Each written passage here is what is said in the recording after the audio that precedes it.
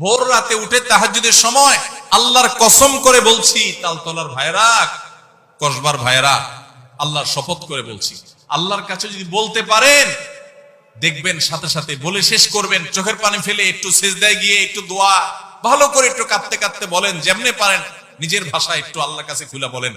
বলার পর দেখবেন নিজের মনটা অনেক হালকা হয়ে গেছে। আমি অর্থের কষ্টে আছি, আমি একজনকে বললাম ভাই অর্থের কষ্টে আছি, তার কাছে আমি ছোট হলাম না বড় হলাম?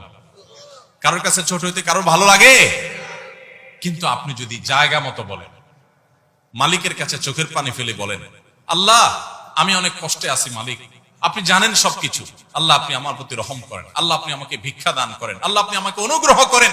আপনি যদি আল্লাহর কাছে চোখের পানি ফেলে নিজের কষ্টের কথা বলেন, ভোর রাতে উঠে তাহাজ্জুদের সময় আল্লাহর কসম করে বলছি, তালতলার ভাইরা, কসবার ভাইরা, আল্লাহর শপথ করে বলছি, আল্লাহর কাছে যদি বলতে পারেন দেখবেন সাথে সাথে বলে শেষ করবেন, চোখের পানি ফেলে একটু সিজদায় গিয়ে একটু দোয়া ভালো করে একটু কাঁদতে কাঁদতে বলেন, যেমনে পারেন নিজের ভাষায় একটু আল্লাহর কাছে খুলে বলেন।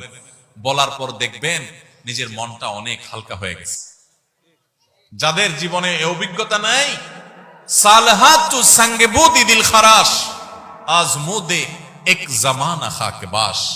বহুকাল পাথর হয়েছিলে, কিছু সময় একটু মাটি হয়ে দেখো ভাই, একটু মাটি হয়ে দেখো, একটু মাটি হয়ে দেখো, আল্লাহর কাছে একটু বিনম্র হয়ে দেখো, আল্লাহর কাছে একটু ছোট হয়ে দেখো, একটু চোখের পানি ফেলো ভাই, একদিন একটু ভোর রাতে উঠো।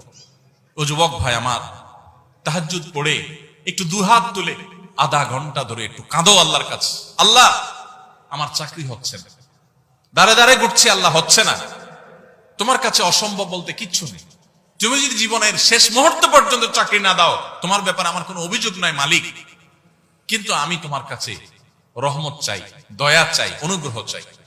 আল্লাহ আমাকে অমুক কষ্ট দিয়েছে, আমি কারোর কাছে শোনাতে চাই না, আল্লাহ তোমার কাছে বলে রাখলাম, তুমি আমার মনকে শান্তি দাও।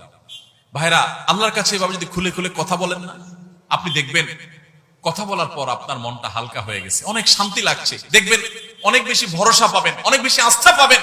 আল্লাহর শপথ করে বলছি, পরীক্ষা হলেও, পরীক্ষা করে হলেও আল্লাহর কাছে নিজের অভিযোগগুলো বলার অভ্যাস গড়ে তোলেন, চেষ্টা করেন।